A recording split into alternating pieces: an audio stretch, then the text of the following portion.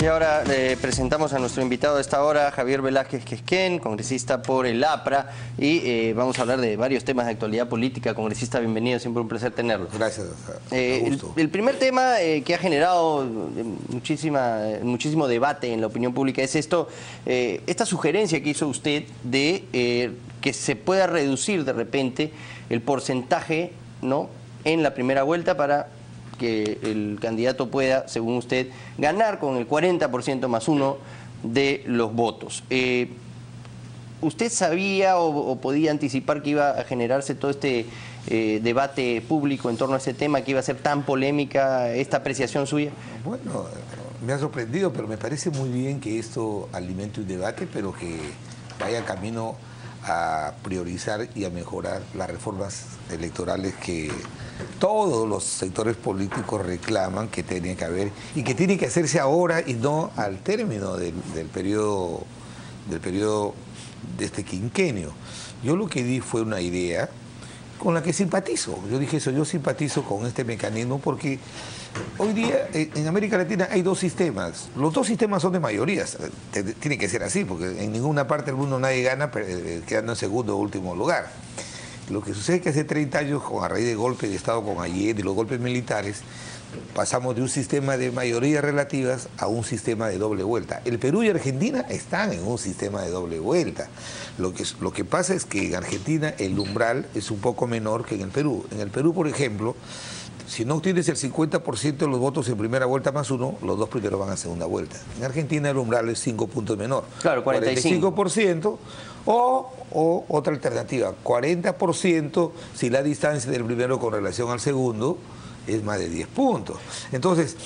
Pero usted no propone 45, propone 40%. No, era una de las dos alternativas. Es que yo no hablé de los sistemas electorales, era una entrevista al calor de temas de actualidad y mencioné la simpatía, ahora lo preciso, me he informado mejor.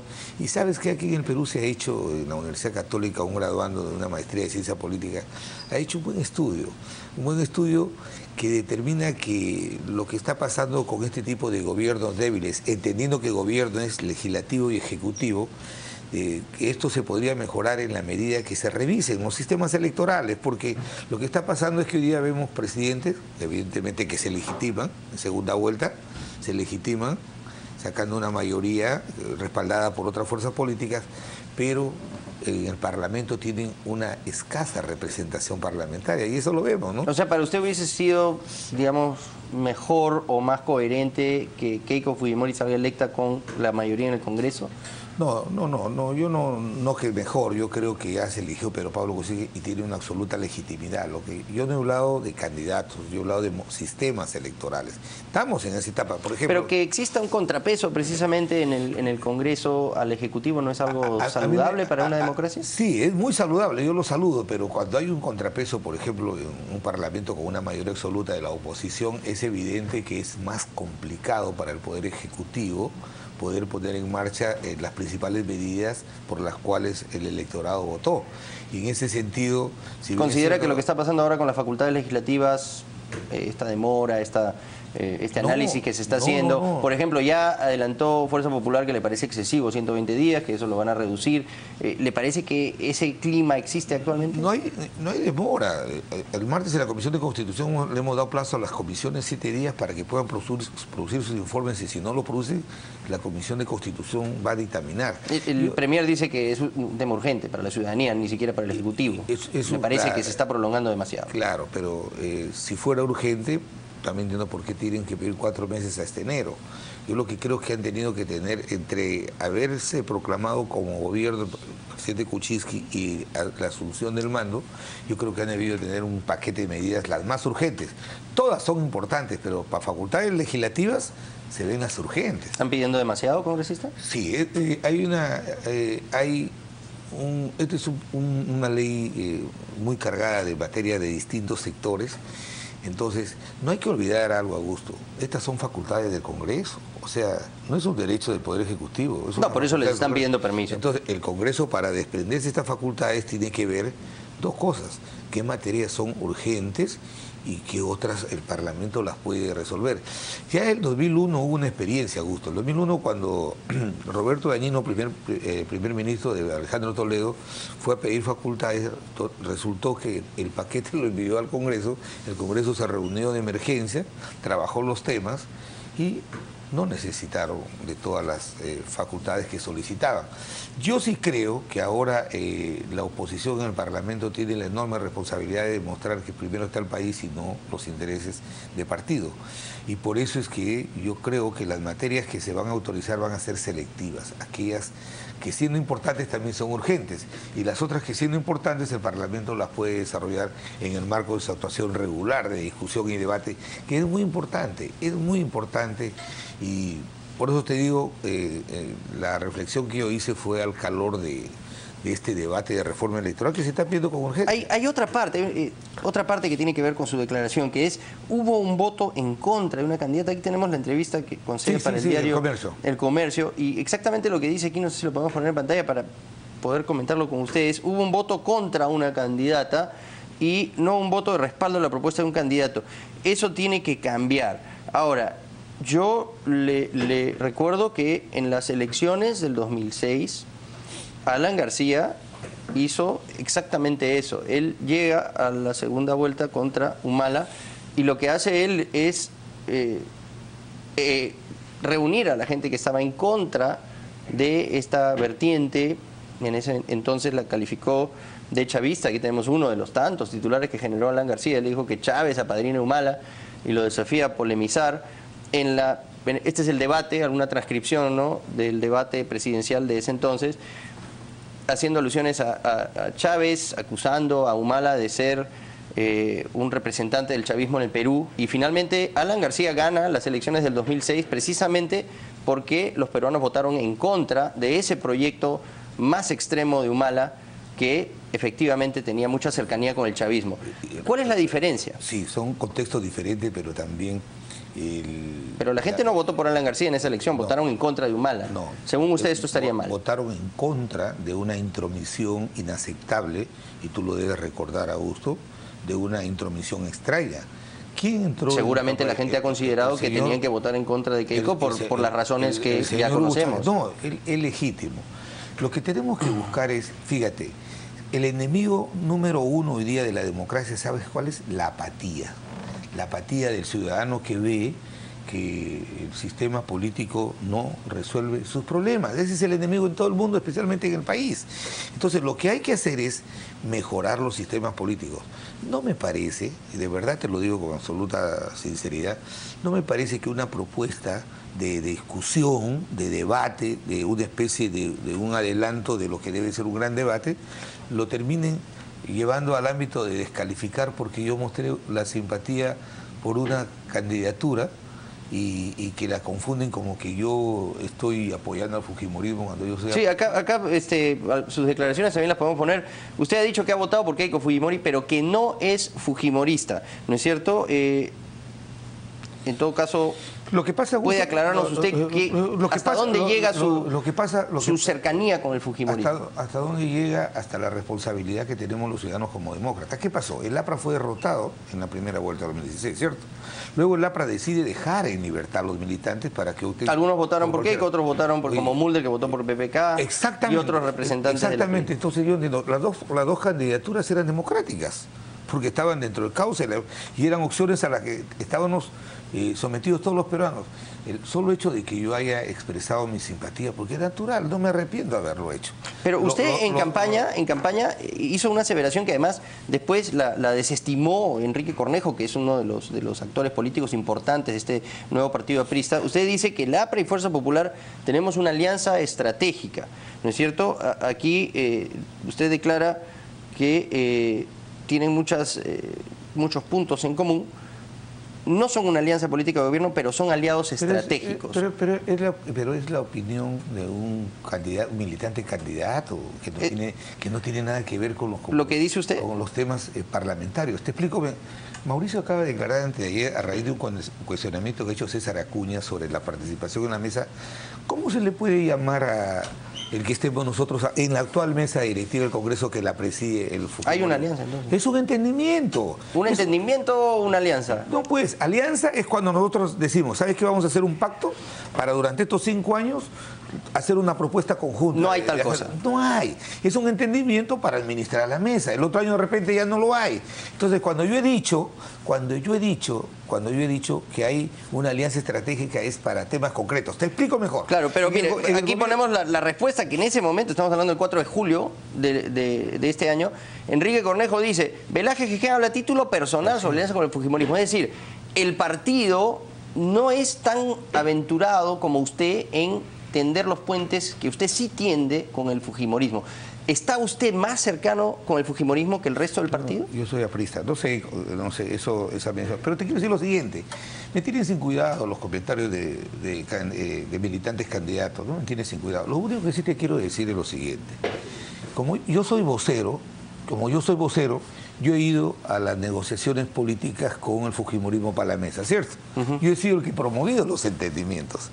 Y es obvio que si la bancada decidió participar en la mesa, con la bancada de Fuerza Popular, le podemos llamar, yo le llamo acuerdos o alianzas estratégicas, porque no es un acuerdo programático, no es un acuerdo ideológico, sino sobre determinados puntos.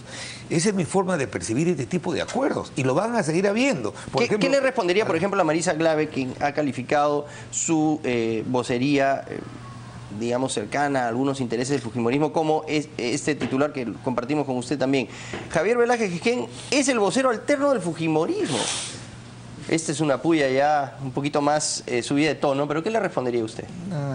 Tú sabes que a una mujer es muy difícil responderle peyorativamente. No, pero no peyorativamente, sino simplemente díganos su punto de vista, o sea, mira, descarta esto. Yo soy vocero de la bancada, tengo una responsabilidad de tener una relación estrecha con todos los voceros, especialmente de esta mayoría, porque al final de cuentas, hoy día los proyectos y las decisiones más importantes están en manos del fujimorismo. Entonces soy vocero y yo soy el que promueve lo que Mauricio le llama entendimientos y lo que otros no quieren ver. Y quiero decir algo, hay algunos militantes que fueron ministros en el gobierno de Alan García y ellos vieron que nosotros teníamos entendimiento con el fujimorismo, nos han acompañado en la mesa 5 años.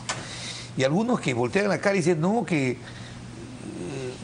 por favor, el fujimorismo en los 5 años del gobierno aprista ha apoyado con sus votos para una serie de problemas e inconveniencias que hemos tenido. ¿Y por qué no renunciaron al cargo si se sentían que no era conveniente un entendimiento? Entonces, ahora Richard Acuña cuestiona de que Mauricio haya votado por Tapia para la Comisión de Ética y que por su trayectoria y su especialidad que Mauricio tiene lo hayan nombrado presidente de la Comisión de Levantamiento de Inmunidad. Ese es un entendimiento. Para mí es un acuerdo estratégico, porque no es compromiso ideológico. Bueno, eso es hacer política, ¿no? Por eso, pues, pero entonces, ¿sabes qué? Los militantes tienen derecho también a hacer sus reflexiones, pero yo no puedo... Claro, pero en este sentido ya sus declaraciones generaron... algunas propuestas ya un poco más osadas, como la de la legisladora de Fuerza Popular, Patricia Donaire, que la hemos recordado además por estos días. De Fuerza Popular, perdón. Patricia Donaire, que dice ya pues que sea el 30%, ¿no? Ya que está prácticamente elegido.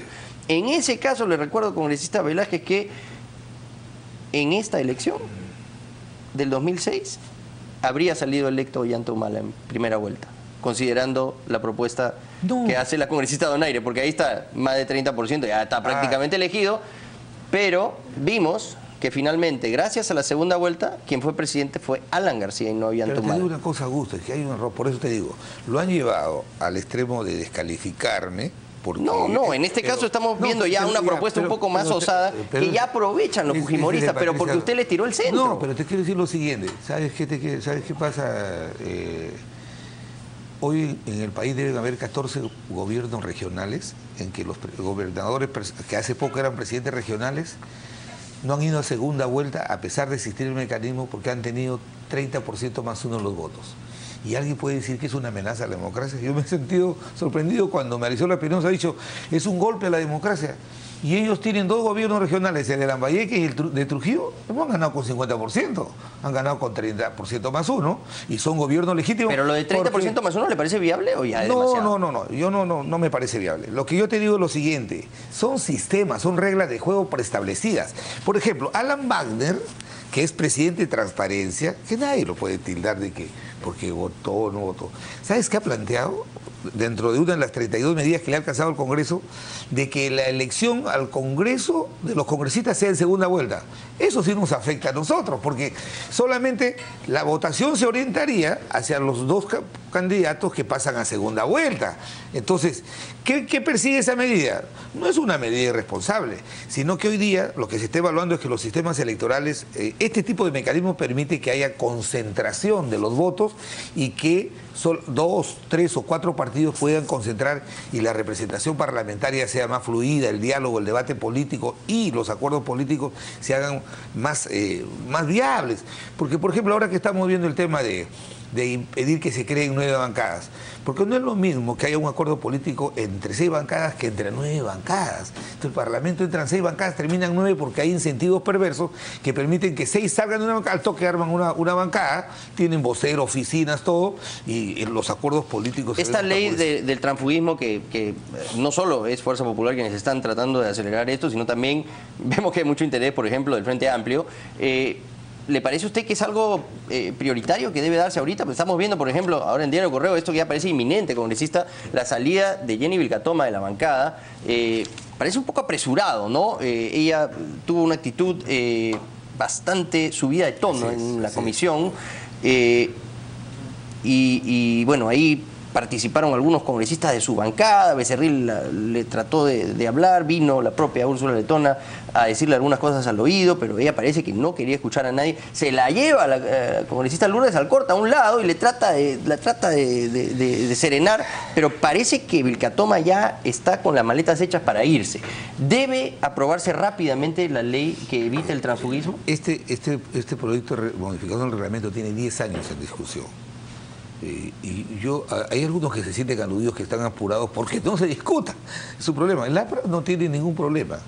Lo que yo sí creo es que el transfugismo, ojo, el transfugismo como es conceptualizado en toda parte del mundo, supone que un parlamentario renuncia a una bancada o se vaya, sea por intereses nefandos, por dinero, por comprometer su línea política, por alguna preventa. Pero eso, que es sancionatorio, tiene que tener un procedimiento especial que determine, ¿cierto?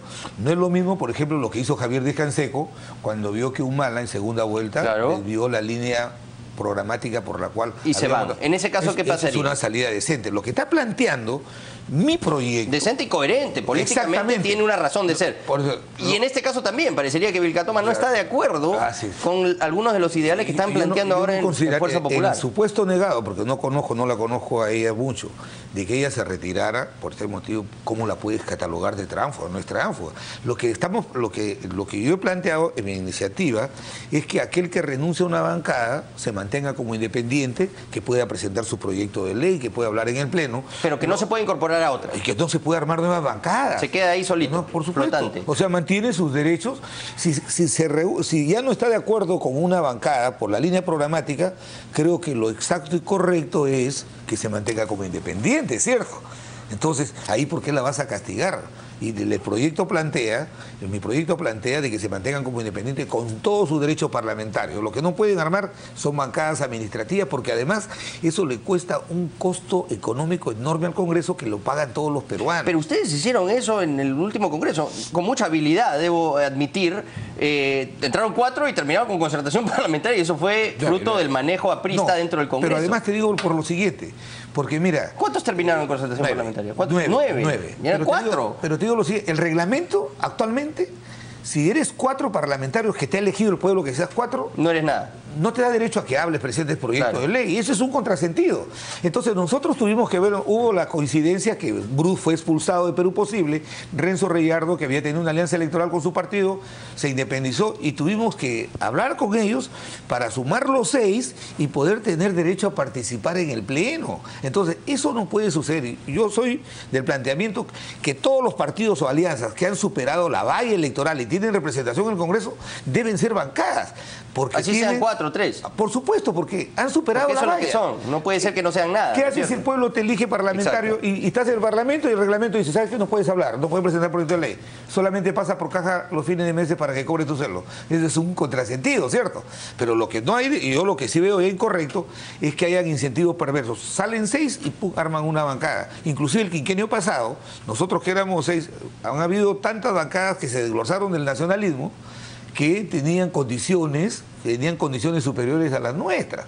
Entonces, lo que hay que dejar es, para poder garantizar acuerdos políticos, consensos, que es la naturaleza del Parlamento, si han entrado 6 bancadas de alianzas o partidos de origen popular, esas tienen que terminar. Los otros parlamentarios que renuncien hay que respetar su posición, pero tendrán todos sus derechos, pero no podrán formar otra bancada. O sea, estas creaciones de bancadas a medida de que hay descontentos, de que hay desunión, de que hay congresistas que se van de la gran bancada del partido y generan otra más pequeña, eso ya no debe hacerse. Además, porque ¿qué expresa esa bancada con relación al electorado? Una línea política diferente de repente, la que ellos han querido expresar a través de la bancada de la que se han salido, pero no pueden haber 2, no pueden haber 3 que tengan un mismo origen, ¿cierto? Y además porque le roga un costo al Parlamento. El tema del transfugismo yo me voy a oponer porque eso creo que se debe tratar con mayor profundidad, porque tal y conforme está planteado el dictamen, sería... Parece que hay un apuro por hacerlo rápido. No, el apuro es por querer castigar y castigar con... ponerle el cliché de tránsfuga a un congresista que de repente por un criterio de conciencia se retira. O sea, no me Vilcatoma, parece... si se va, no sería tránsfuga, según su parecer. Porque tendría que serlo. No se está yendo a ningún lado, simplemente se está yendo a la bancada porque está descontento. No, pero el hecho de que esté descontenta o que, por ejemplo... No la hace tránsfuga. ¿Cómo la va a hacer tránsfuga? Correcto, Eso sería, estamos de acuerdo. Eso sería incorrecto, Augusto. Solamente hay que dejarla... Y el proyecto en el actual lo que supuesto busca legal. es tildar a cualquiera que se va de cualquier bancada de No, tránsfuga. eso hay que precisarlo, porque tránsfuga es una sanción, Claro. y como toda sanción en cualquier parte del mundo tiene que estar establecido en una norma específica. Que hay dolo, ¿no? Por supuesto, ¿cierto? Claro. Entonces dice, por dinero.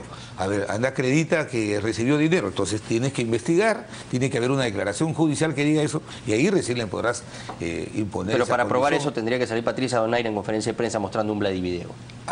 Sí, como hace 25 años. Muchas gracias, congresista, Gracias por haber estado aquí esta mañana. Ha sido Javier Velázquez, que un placer conversar con usted como siempre. Y hasta aquí el programa de 6 a 9. Quédese con más noticias en Canal N.